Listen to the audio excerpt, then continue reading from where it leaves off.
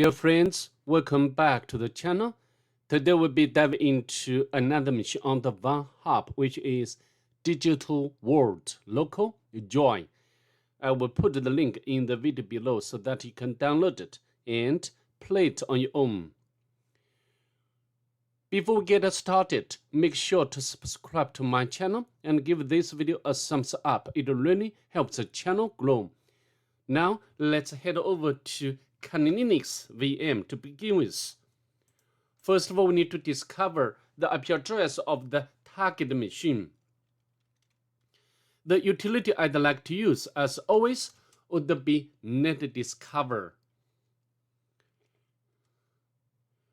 Alright, as you can see here, the IP address of the target machine could be recognized as 254.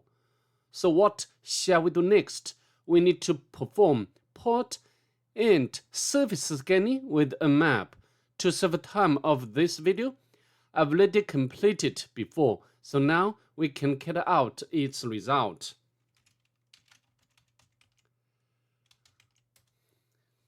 Let's scroll up a bit. As you can see here, I took the options like scene scan, the version scan, default script scan, followed by the full range port scan. The last option for all is ON to output the result into this file. Although you can notice here, the IP address has been changed since I re-imported the machine into VirtualBox. So this time, different IP address has been assigned to the target machine. Anyhow, this won't affect our application. From the map scanning results, the target machine has so many open ports. The first one, 21, the surface is FTP, and also we can get the version information. Although, I'd like to point out we cannot guarantee, or the map cannot guarantee the information is 100% correct. Okay?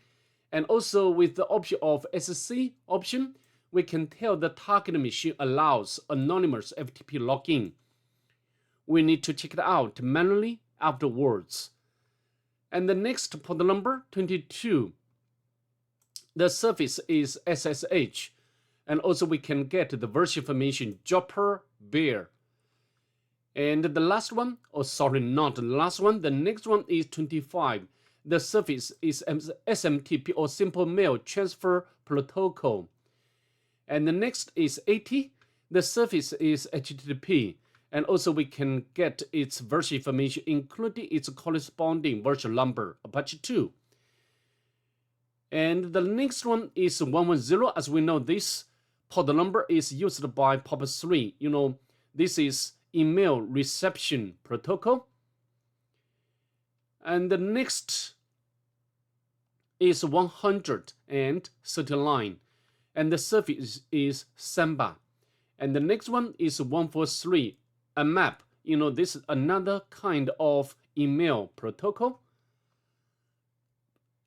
And the next one is 445, like 139. This is also used by Samba service.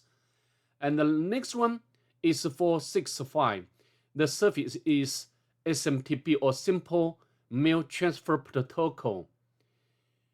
And the next one is 587. The surface is SMTP as well. So a lot of surface related to mail. And the next one is 993, which is also running a map, but with different, a version, SSL. And then also the last one is 995, which is also a mail-related protocol. So what are we going to do next? We need to enumerate discovered services. The question is where to begin.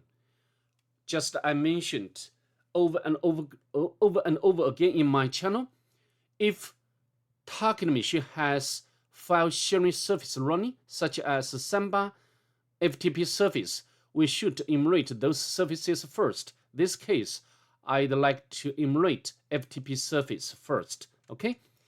And so I think we can FTP to the target machine, and username is anonymous password, and we can list out directory content and the two subdirectories. Let's go inside each of them. Download, nothing here. Upload. Oh, a lot of files. I think we can download all of them and get reminder, and also get maybe so what are they used for? Project. I do not want to waste your time. If you want, you can download all of them, but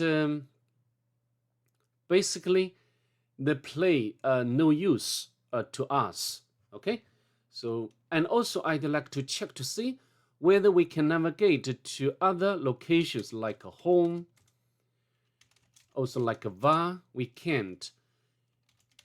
And now I can check to see whether we can upload a file. For example, I can create the test file and use the command to put test. We can transfer complete. Good thing. I think we need to keep this in our minds as we go ahead. So now, for now, we can exit from the FTP. And also we can check to see whether this version of FTP service is vulnerable or not. Maybe I like to get out. And the surface of FTP is this one. We can copy. Although just I said earlier, possibly this version is not 100% accurate. Okay, such as Sprite. So we got this one. Is replace remote buffer overflow Metasploit, but I don't think this is what we want. Remote users enumeration. This is not what we want at this moment. But you know, as we know, this ProFTPD sometimes is vulnerable to one famous vulnerability, ModCopy. You know, if you remove the version, you know, this one, I think I have already demonstrated how to exploit this vulnerability, ModCopy. So which one? ModCopy. ModCopy.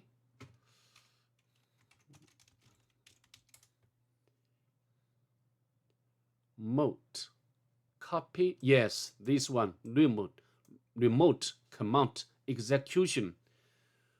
Of course, right now the version doesn't match, but anyhow, sometimes we can check to see whether we can, you know, utilize or manipulate this or exploit this vulnerability. Okay, so but for now we can, you know, continue our enumeration with Samba service.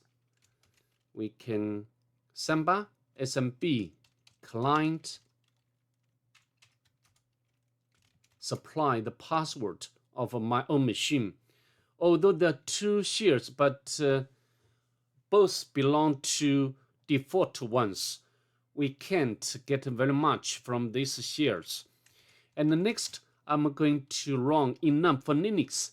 You know, this command can give us usernames on the target machine.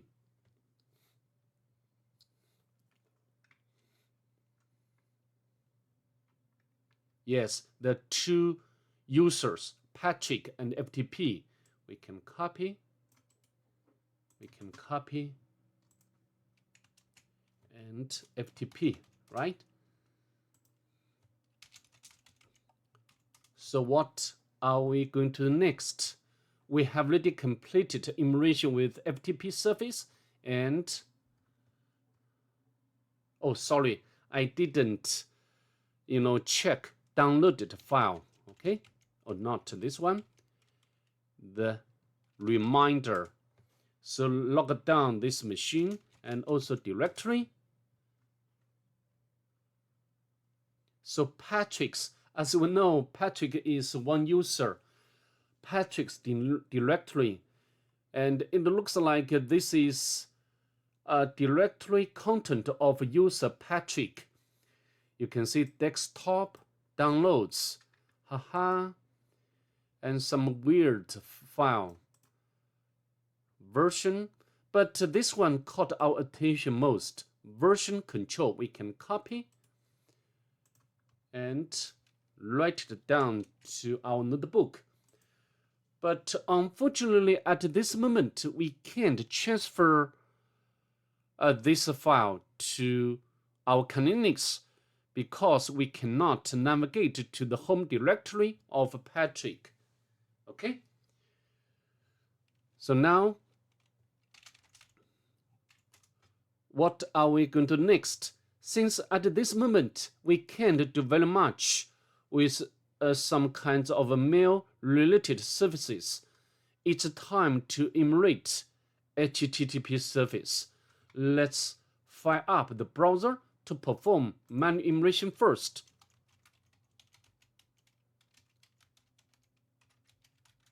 Press enter. So there is one directory, author-secret. And we can, this is author-secret web UI about. So next, we can check to see whether this version or this service is vulnerable or not. We can launch such as Sprite and copy the name of this service.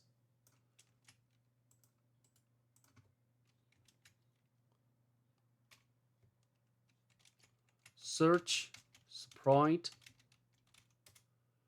but no result. How about author-secret? And so the 3 exploits. But the version, how about the version 0.8? So I don't think this version is vulnerable at all. So next, we can, as usual, we need to check its source code. Sometimes we can get very useful information from its source code. Nothing at all in this case. And also, I'd like to check to see whether this site has robots file or not. Not found. Next, we can launch Nicto to perform automatic emulation. A lot of output, but I think all of them are false results. Okay. Next, I'd like to launch GoBuster to perform directory emulation.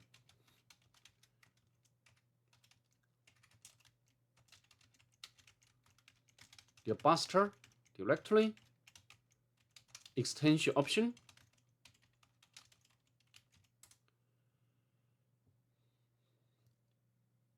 To see whether we can discover some kinds of hidden directories or files. If we can, and then we can go ahead with these hidden directories. But anyhow, I do not want to wait anymore because it's a waste of time. Okay? So how to the next? I'm going to show you one of possible approaches for this machine. Although just now we have already got the version of VSFTPD, not VSFTPD, ProFTPD, and also the version information. This version itself is not vulnerable. However, some version of this one is vulnerable, and it deserves our furthermore choice and testing. Okay, so how to do? Just now we have already found this file, but up to now we can't transfer this file to Linux. So how about we exploit the ModCopy? The possible ModCopy vulnerability of ProFTPD, and transfer, this version control from the source.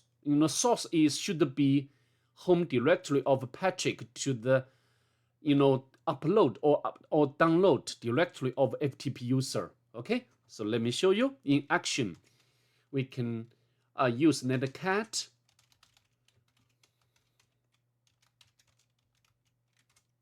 And we can use command side copy from and home Patrick, and sorry, the username should be Patrick,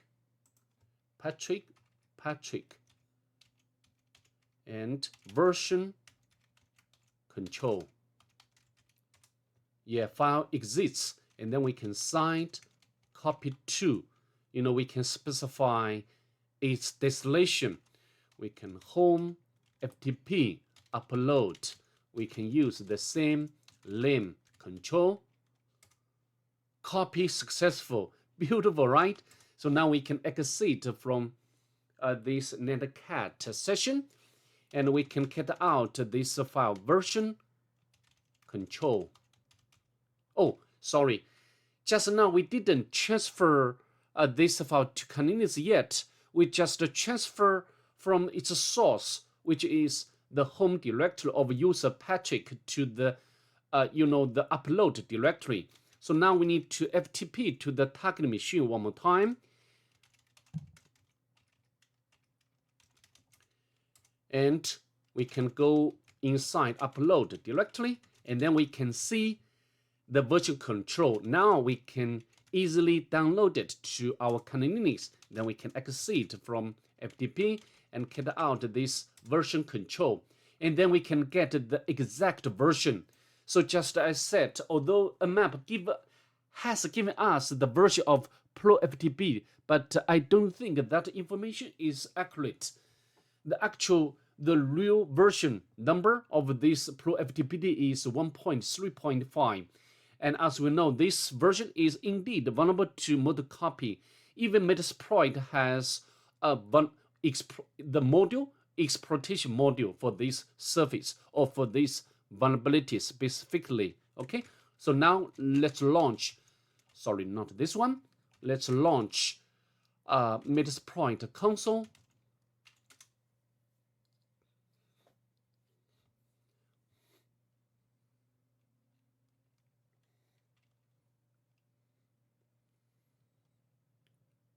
It's loading, and then we can search ProFTPD,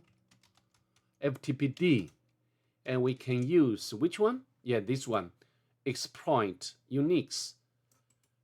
We can copy, and then for now I can leave the payload to default one, and then we can show options. Also, just now I didn't tell you, this one, the webroot is no longer the default directory, have changed to this one. Very, very important. In order to exploit the ModCopy, to get command executed, we must know the directory of the webroot. Okay, so now we can set localhost to our Linux, and set local port number to 555. Set remote host to our our target machine. Set the target, the site path, so we can copy this site path from here. Okay, it's done. Let me show options again to make sure we have already configured all required fields or options. Okay, that's all.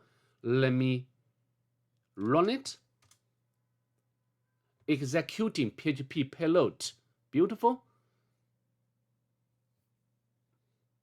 However, exploit completed, but no session was created. Sometimes default payload doesn't work very well. We have to change. We have to try different payload. For example, we can set payload to, for example, like Python, reverse Python. And let me show options one more time.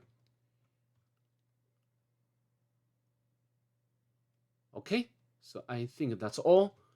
We can run it one more time to see this time whether we can get the shell on the target machine. Yeah, command shell session 1 opened. Beautiful.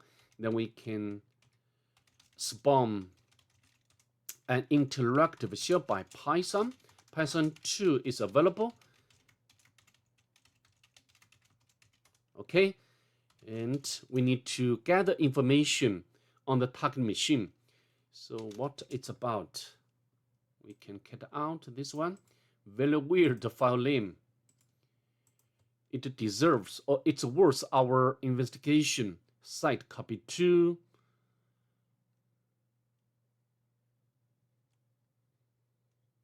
Nothing useful. Let's go inside OS-sec.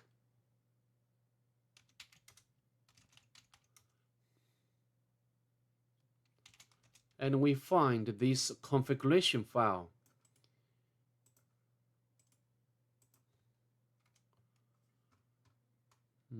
Nothing useful. So how about HT password admin? But I don't think it's valuable.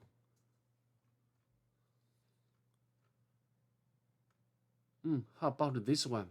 Also has very interesting file name, secret.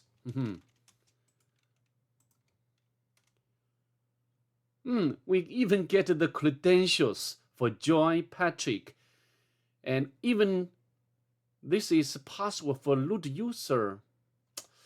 So we can try to switch user to Patrick.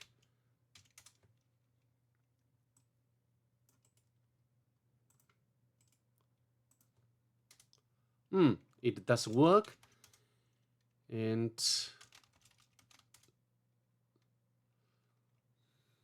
so now we need to elevate privilege, right? So how about, even just now we have already got is the password of a root user. Maybe we can copy.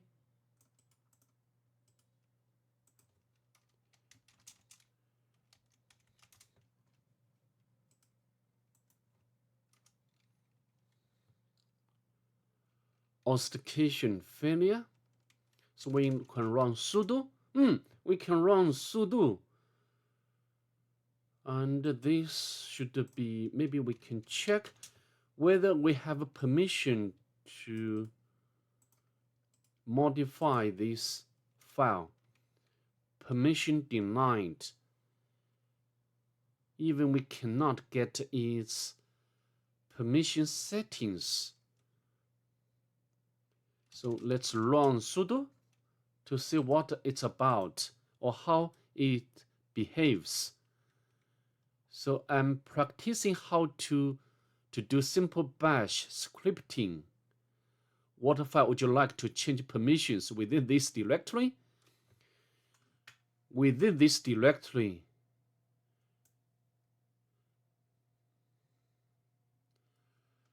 of course, if we can change permissions for files sensitive for like password file, and then we can, elevate privilege, right? Later. But within this directory, so this means we need to combine with path traversal technique. Okay, let me show you. We can put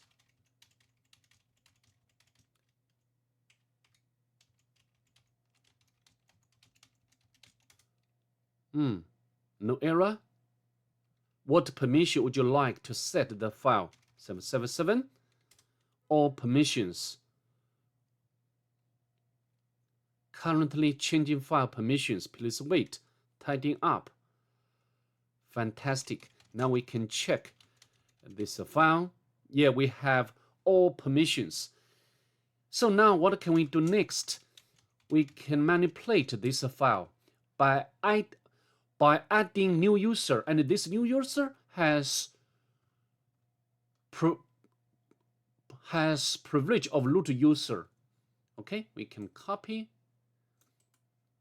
this line, and we can create a new user, for example, JSON.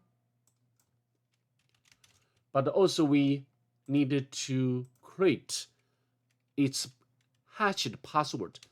The utility is OpenSSL. I can auto-complete this command.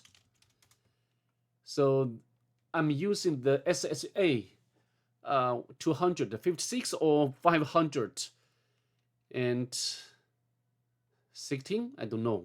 Whatever. We can copy this hashed password and replace this X. And we can copy the line entirely, and we can echo, because I'm going to append this line to password file. Okay, and then we can try to switch to JSON. 1 2 3 4 5 6. Or 1 2 or 5. Okay, 1 2 3 4 5. Now we have become the root user, and to grab proof or the flag. So I think that's pretty much it. I'd like to see you next. Bye. Have a nice day, please.